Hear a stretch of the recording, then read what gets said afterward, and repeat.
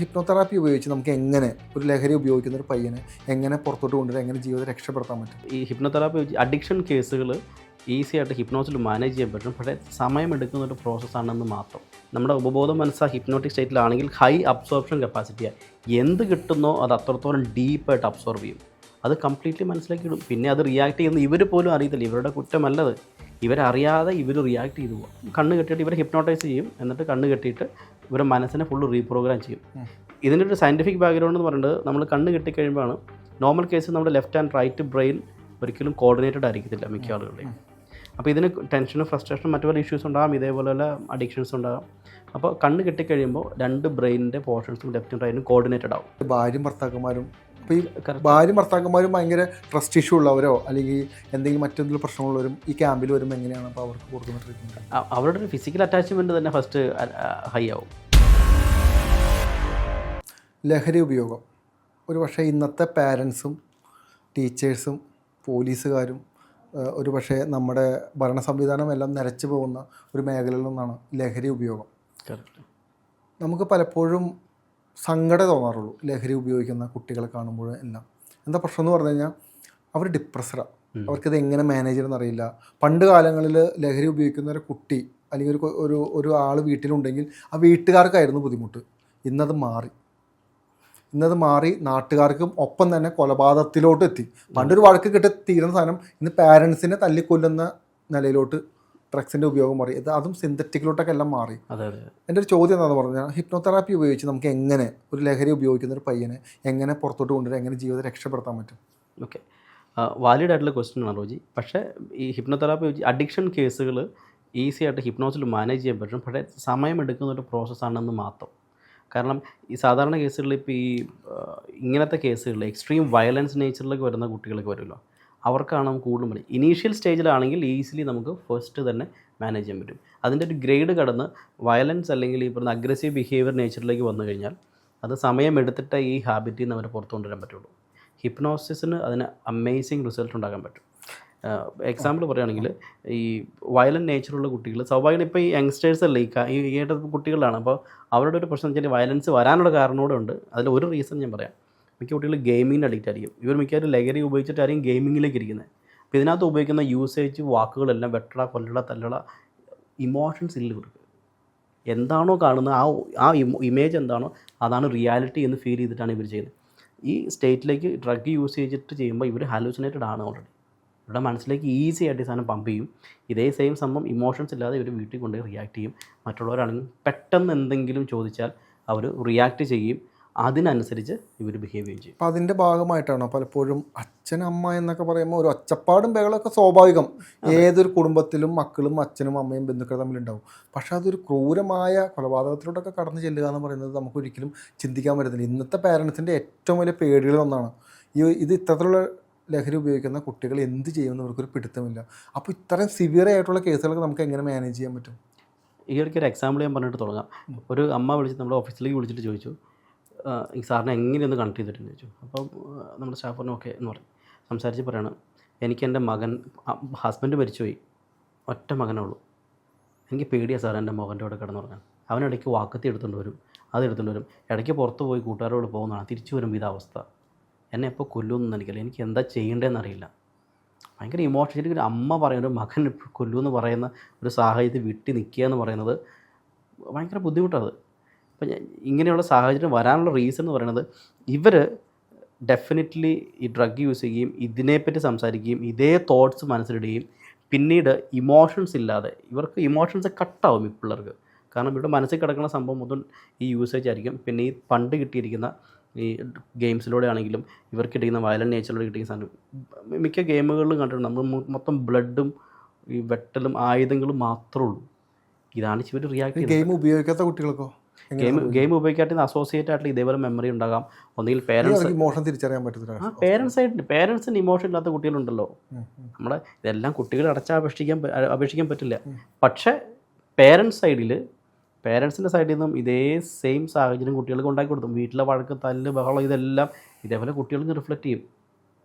അതും ഒരു കാരണമാണ്. പിന്നെ മീഡിയയിലുള്ള അറിയാലോ, മിക്ക മീഡിയകളാണെങ്കിലും നമ്മൾ സാധാരണ കിടന്നുറങ്ങുമ്പോൾ പണ്ടൊക്കെ ഉണ്ടായിരുന്നത് വൈകിട്ടൊരു 9 മണി തൊട്ട് ഉള്ള സമയത്ത് വരുന്ന ന്യൂസ് മുഴുവനും അല്ലെങ്കിൽ ചർച്ചകൾ മുഴുവനും എനിക്കോട് ഇപ്പം ഇന്നത്തെ തലമുറ ചർച്ചയിലോട്ടൊന്നും അങ്ങനെ അധികം കാണാറുണ്ടായിരിക്കാം. പക്ഷേ ഇതിൻ്റെ മറ്റൊരു കാര്യം കൂടി പറയട്ടെ, ഇപ്പോൾ ലഹരി ഉപയോഗിച്ചൊരു കൊലപാതകം മാത്രമാണ് പറയുന്നത്. പക്ഷേ ലഹരി ഉപയോഗിച്ച് അമിതമായ സെക്സിലോട്ടും അല്ലെങ്കിൽ അത്തരത്തിലുള്ള അഡിക്ഷനിലോട്ട് പോകുന്ന തലമുറ ഭീകരമാണ്. അതിനെ നമുക്ക് എങ്ങനെ മാനേജ് ചെയ്യാൻ പറ്റും? ഇതെല്ലാം ഹാലൂസിനേറ്റഡ് ആണ് റോജി. ഈ കുട്ടികളെല്ലാം ഇവർ പോലും തേടിക്കൊണ്ടിരിക്കുക. ഇതെല്ലാം എല്ലാ ദിവസവും കയറിക്കൊണ്ടിരിക്കില്ലേ, ഹിപ്നോട്ടിക് സ്റ്റേറ്റിലാണ് ഓൾവേസ്. അവർ അത് എപ്പോഴും ആ ഹിപ്നോട്ടിക് സ്റ്റേറ്റാണ്. അപ്പോൾ ആ ഹിപ്നോട്ടിക് സ്റ്റേറ്റിൻ്റെ പ്രത്യേകത വെച്ചാൽ നമ്മുടെ ഉപബോധ മനസ്സ് ആ ഹിപ്നോട്ടിക് സ്റ്റേറ്റിലാണെങ്കിൽ ഹൈ അബ്സോർപ്ഷൻ കപ്പാസിറ്റിയാണ്. എന്ത് കിട്ടുന്നോ അത് അത്രത്തോളം ഡീപ്പായിട്ട് അബ്സോർവ് ചെയ്യും, അത് കംപ്ലീറ്റ്ലി മനസ്സിലാക്കി ഇടും. പിന്നെ അത് റിയാക്ട് ചെയ്യുന്ന ഇവർ പോലും അറിയത്തില്ല, ഇവരുടെ കുറ്റമല്ലത്. ഇവരറിയാതെ ഇവർ റിയാക്ട് ചെയ്തു പോവുക.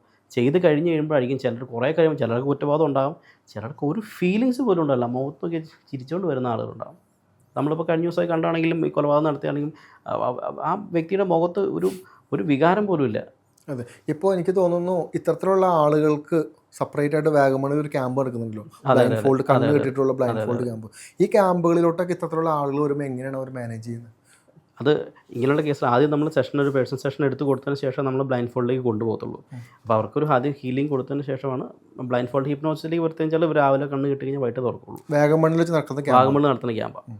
അപ്പോൾ ഇവിടെ ഡീപ്പായിട്ട് പ്രോഗ്രാമിംഗ് നടക്കും. കാരണം പ്രത്യേകിച്ച് അഡിക്ഷൻ കേസുകൾക്ക് വരുമ്പോഴേക്കും ഒരുപാട് ചേഞ്ച് വന്ന ഭയങ്കരമായി ഒറ്റ ദിവസം കൊണ്ട് കംപ്ലീറ്റ്ലി ട്രാൻസ്ഫോം ലൈഫ് തിരിച്ചു പോയ ഒരുപാട് ആളുകളുണ്ട് ഡ്രഗ് യൂസേജിൽ, പ്രത്യേകിച്ച് അഡിക്ഷൻസ് ഒക്കെ വരുമ്പോൾ. അപ്പോൾ അവർക്ക് റിയലൈസേഷൻ കിട്ടും. നമ്മൾ കണ്ണ് കിട്ടിക്കഴിയുമ്പോൾ എന്താ സംഭവം എന്ന് വെച്ചാൽ നമുക്ക് കുറച്ച് നേരത്തേക്ക് സെൽഫോണിൽ വാഗമണിൽ വരുന്ന ആളുകളുടെ മുഴുവൻ കണ്ണ് കിട്ടും.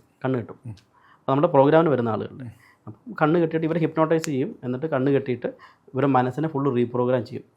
ഇതിൻ്റെ ഒരു സയൻറ്റിഫിക് ബാക്ക്ഗ്രൗണ്ട് എന്ന് പറയുന്നത് നമ്മൾ കണ്ണ് കെട്ടിക്കഴിയുമ്പോഴാണ് നോർമൽ കേസ് നമ്മുടെ ലെഫ്റ്റ് ആൻഡ് റൈറ്റ് ബ്രെയിൻ ഒരിക്കലും കോർഡിനേറ്റഡ് ആയിരിക്കത്തില്ല മിക്ക ആളുകളുടെയും. അപ്പോൾ ഇതിന് ടെൻഷനും ഫ്രസ്ട്രേഷനും മറ്റു പല ഇഷ്യൂസ് ഉണ്ടാകാം, ഇതേപോലെയുള്ള അഡിക്ഷൻസ് ഉണ്ടാകാം. അപ്പോൾ കണ്ണ് കെട്ടിക്കഴിയുമ്പോൾ രണ്ട് ബ്രെയിനിൻ്റെ പോർഷൻസും ലെഫ്റ്റും റൈറ്റും കോർഡിനേറ്റഡ് ആവും. ഈ കോർഡിനേറ്റഡ് ആകുന്നതിന് കാരണം കോർപ്പസ് കൊളോസം എന്ന് പറയും, മിഡ് ബ്രെയിൻ, ഇതാണ് കണക്ട് ചെയ്യുന്നത്. കണ്ണ് കെട്ടിക്കഴിയുമ്പോൾ ഇത് നമ്മൾ സിങ്ക് ആവും. അപ്പോൾ പ്രോസസ്സ് ചെയ്യാൻ എളുപ്പമാണ്. അതുകൊണ്ടാണ് ബ്ലൈൻഡ് ഫോൾഡ് ചെയ്തിട്ട് നമ്മൾ ഈ പ്രോസസ്സ് ചെയ്യുന്നത്. അപ്പോൾ ത്രൂ ഔട്ട് സജഷൻസിലൂടെ ആയിരിക്കും നമ്മളിവർ കൊണ്ടുപോകുക. അപ്പോൾ ഈ അഡിക്ഷൻസ് മാറും, അവരുടെ ലൈഫിനെ തിരിച്ചറിയാൻ പറ്റും. കണ്ണ് കെട്ടിക്കഴിയുമ്പോൾ നമുക്ക് സംസാരിക്കാനുണ്ട്, നമുക്ക് എന്തും തുറന്ന് പറയാൻ പറ്റില്ലേ, ഈസി ആയിട്ട് കമ്മ്യൂണിക്കേറ്റ് ചെയ്യാൻ പറ്റും. പേരൻസ് സൈഡാണെങ്കിൽ പേരൻസ് ഉണ്ടെങ്കിൽ പേരൻസിൻ്റെ ഇഷ്യൂസിനെ അഡ്രസ്സ് ചെയ്യാം. അച്ഛനും അമ്മയും മകനും മക്കളൊക്കെ ഉണ്ടായിട്ടുണ്ടെങ്കിൽ ഇവർ തമ്മിലൊരു കമ്മ്യൂണിക്കേഷൻ ഗ്യാപ്പ് ഉണ്ടെങ്കിൽ അതും ഈ പറയുന്ന പ്രശ്നങ്ങളിലേക്ക് കൊണ്ടുപോകാം. അഡിക്ഷൻസ് യൂസേജ് എല്ലാം കൊണ്ടാകും. കുറേ കുട്ടികൾക്ക് പേരൻസുമായിട്ട് ഒരിക്കലും ഒരു കണക്ഷൻ ഇല്ല ഇന്നത്തെ കാലത്ത്. ശരിയല്ല? എനിക്ക് അവരുടെ ഭാഗത്തു നിന്നുണ്ടാകുന്ന സ്ട്രെസ്സ് മാറാൻ വേണ്ടിയിട്ട് പല കുട്ടികളും ഇത്തരത്തിലുള്ള സാധനങ്ങൾ ഉപയോഗിച്ച് നടക്കുന്ന ഒരുപാട് കുട്ടികളുണ്ട്. എനിക്ക് തോന്നുന്നു ഇവർ തമ്മിലൊരു ബോണ്ട് അല്ലെങ്കിൽ ഒരു ബോണ്ടിങ് ഉണ്ടെങ്കിൽ തന്നെ സെറ്റാവുമെന്ന് എനിക്ക് തോന്നുന്നു. ഈ അച്ഛനും മക്കളും അല്ലെങ്കിൽ പാരൻസും മക്കളും തമ്മിലുണ്ടാകുന്ന ഈ കട്ടായി പോകുന്ന ഇമോഷൻസിനെ നമുക്ക് റീബിൽഡ് ചെയ്യാൻ പറ്റും. തീർച്ചയായിട്ടും. ഞാൻ കഴിഞ്ഞ ദിവസം വന്ന ഇതിപ്പോൾ ചോദിച്ചപ്പോൾ പറയാൻ പറ്റുന്നൊരു കേസ് തന്നെയാണ്. അതായത് ഒരു മകനെ തെറാപ്പി ചെയ്തപ്പോൾ ഇവൻ ഡ്രഗ് അഡിക്റ്റഡ് ആണ്. അപ്പം തെറാപ്പി ചെയ്ത് കഴിഞ്ഞപ്പോൾ ഇവൻ റിഗ്രഷൻ ചെയ്ത് കഴിഞ്ഞപ്പോൾ പറഞ്ഞ കേസ് ഇവന് അച്ഛനെ ഭയങ്കര ഇഷ്ടമാണ്. അതായത് ഭയങ്കര, അച്ഛൻ നാട്ടിലില്ല, അച്ഛൻ പുറത്താണ്. പക്ഷേ അച്ഛനും അമ്മയും തമ്മിൽ ഭയങ്കര പ്രശ്നമുണ്ട്. അമ്മേനെ അച്ഛന് വിശ്വാസമില്ല, ട്രസ്റ്റ് ഇല്ല. അതുകൊണ്ട് അച്ഛൻ നാട്ടിൽ വരില്ല, ഇവനോട് സംസാരിക്കത്തില്ല. ഇവൻ അച്ഛൻ്റെ കുട്ടിയാണോ എന്ന് വരെ സംശയം. പക്ഷേ ഇൻഫാക്റ്റ് ഇതൊന്നും ഒരു കാരണമല്ലായിരുന്നു. പക്ഷേ അത് മനസ്സിൽ വെച്ചുകൊണ്ടാണ് ഇവൻ ഇപ്പോഴും ആ ഒരു ഫീലിങ്സിലോട്ട്. പക്ഷേ ഇത് കണക്റ്റഡായി, ഇവർ തമ്മിൽ കണക്റ്റായി, ഇവർ തമ്മിൽ കെട്ടിപ്പിടിച്ച് കരഞ്ഞിട്ടാണ് വന്നത് തെറാപ്പി കഴിയുമ്പോൾ. കാരണം ഫാമിലി എന്ന് പറയുന്നത് അങ്ങനെയാണല്ലോ, റീബിൽഡ് ചെയ്യാന്ന് പറയും, ഇല്ലാത്തതിനെ കണക്ട് ചെയ്ത് കൊണ്ടുപോകാന്ന് പറയും. ഇതിനൊറ്റ സൈക്കിളായി കൊണ്ടുപോകുമ്പോൾ പിന്നെ ഇവർ ഹാപ്പിയാണ്. എനിക്ക് തോന്നുന്നു ആ പഴയ ഒരു സ്നേഹം അവിടെ കുടുംബത്തിലോട്ട് തിരിച്ചു വരും. എനിക്ക് തോന്നുന്നു പലപ്പോഴും ഈ കുടുംബങ്ങളിൽ ഉണ്ടാകുന്ന പ്രശ്നങ്ങൾ ഒരു പക്ഷേ അമ്മ ചെറുപ്പം മുതൽ അല്ലെങ്കിൽ അമ്മ ആഗ്രഹിച്ചൊരു ലൈഫായിരിക്കില്ല അമ്മമാർ പലപ്പോഴും വീട്ടിൽ ജീവിക്കുന്നത്. അച്ഛന്മാർ വളരെ സ്ട്രെസ്സഡ് ആയിരിക്കാം. ഇവർ രണ്ടുപേരും തമ്മിലൊരു കോർഡിനേഷൻ ഇഷ്യൂ വരും. അത് പിന്നീട് കുട്ടികളിലോട്ട് മാറും. എനിക്കൊരു പക്ഷേ കുടുംബം ഒന്ന് വലിയ രീതിയിൽ സെറ്റായില്ലെങ്കിൽ പോലും ഒരു പരിധി വലിയ ഇഷ്യൂസ് ഇല്ലാത്ത രീതിയിൽ സെറ്റായാൽ തന്നെ ഒരു പക്ഷേ പല പ്രശ്നങ്ങളിൽ നിന്നും ഒരു പക്ഷേ രക്ഷപ്പെടാം. അല്ലെങ്കിൽ ഒരു പ്രശ്നം വരുമ്പോൾ ഇങ്ങനെ ചെയ്യരുത് എന്ന് പറയാനുള്ളൊരു സ്പേസ് എങ്കിലും ഉണ്ടാവും. എനിക്ക് തോന്നുന്നു ഇന്ന് അതുപോലും ഇല്ല. ഇതുപോലെ തന്നെയല്ലേ ഭാര്യയും ഭർത്താക്കന്മാരും. അപ്പോൾ ഈ ഭാര്യയും ഭർത്താക്കന്മാരും ഭയങ്കര ട്രസ്റ്റ് ഇഷ്യൂ ഉള്ളവരോ അല്ലെങ്കിൽ എന്തെങ്കിലും മറ്റെന്തെങ്കിലും പ്രശ്നമുള്ളവരും ഈ ക്യാമ്പിൽ വരുമ്പോൾ എങ്ങനെയാണ് അപ്പോൾ അവർക്ക് കൊടുക്കുന്ന ട്രീറ്റ്മെൻറ്റ്? അവരുടെ ഒരു ഫിസിക്കൽ അറ്റാച്ച്മെൻറ്റ് തന്നെ ഫസ്റ്റ് ഹൈ ആവും. അതാണ് ഏറ്റവും പ്രത്യേകത. കാരണം ഇവർ നമ്മൾ ഒരിക്കലും ഫിസിക്കലി കണക്റ്റഡ് ആയിട്ടില്ല, ഒന്ന് ഹഗ് ചെയ്തൊന്നും ഉണ്ടാവില്ല. നമ്മുടെ ഈ ക്യാമ്പിൻ്റെ പ്രത്യേകത എന്ന് വെച്ചാൽ മനുഷ്യന് ഏറ്റവും പ്രധാനപ്പെട്ട ഒരു സംഭവമാണ് ഭക്ഷണം എന്ന് പറയുന്നത്. അല്ലേ, എന്തായാലും മനുഷ്യൻ ഭക്ഷണം കഴിക്കാൻ വേണ്ടിയാണ് ശരിക്കും നമ്മൾ പൈസ ഉണ്ടാക്കിയും എല്ലാം ചെയ്യുന്നത്. അപ്പോൾ ഈ സ്വന്തം അച്ഛനോ അല്ലെങ്കിൽ അമ്മയ്ക്കോ സ്വന്തം ഭാര്യയ്ക്കോ ഒരിക്കലെങ്കിലും ചിലപ്പോൾ പ്രണയകാലത്ത് ചിലപ്പോൾ വാരി കൊടുത്തിട്ടുണ്ടാവും, കല്യാണം കഴിച്ച് കഴിയുമ്പോഴേക്കും ചിലപ്പോൾ പെണ്ണുമ്പിള്ള വാരി തരും അല്ലേ. സാധാരണ ഭാര്യമാർ ഹസ്ബൻഡ്സിന് വാരി തരും. ഹസ്ബൻഡ്സ് ഏതെങ്കിലും സമയത്ത് സ്വന്തം ഭാര്യയ്ക്ക് ഭക്ഷണം വാരി കൊടുത്തിട്ടുണ്ടോ? ഉണ്ടാവില്ല. കുറവാണ്. നമ്മുടെ പ്രോഗ്രാമിന് വരുമ്പോൾ ഇവർ തിരിച്ചങ്ങോട്ട് ഒറ്റത്തവണ വാരി കൊടുത്താൽ മതി, ഇവർ നമ്മുടെ ഇഷ്യൂ കട്ടായി അവിടെ. മനുഷ്യന് ഏറ്റവും വേണ്ടപ്പെട്ട സംഭവം അത് തന്നെയല്ലേ. അതെ, ഒരു ഹഗ് ചെയ്തിട്ട് എത്ര നാളായിട്ടുണ്ടോ? തീർച്ചയായിട്ടും അല്ലേ. കിടന്നുറങ്ങുമ്പോൾ രണ്ട് സിരിയിൽ അങ്ങോട്ടും ഇങ്ങോട്ടും ഒരു തിരിഞ്ഞിറങ്ങുന്ന. ഹഗ്ഗിങ്ങിലൂടെ അതിപ്പോൾ ഒരു കാമൂനും കാമുകയാവണമെന്നൊന്നും നിർബന്ധമൊന്നുമില്ല. അതെ അതെ. പോട്ടെ എന്ന് പറഞ്ഞ് കൊടുക്കുന്ന ഒരു ഹഗ് ഒരു പക്ഷേ ഭയങ്കര ഒരു സേഫ്, അല്ലെങ്കിൽ ഒരു പക്ഷേ ഭയങ്കരമായിട്ട് ആ ഡോപ്പമിനൊക്കെ ക്രിയേറ്റ് ചെയ്ത് അവരുടെ സേഫ് പ്ലേസിലാണെന്നുള്ളൊരു ഒരുപാട് സുഹൃത്തുക്കൾ പോലും ഇടയിൽ ഇപ്പോൾ വളരെ കുറവാണ്. അപ്പോൾ ഹഗ്ഗിങ് പോലും ഇല്ല.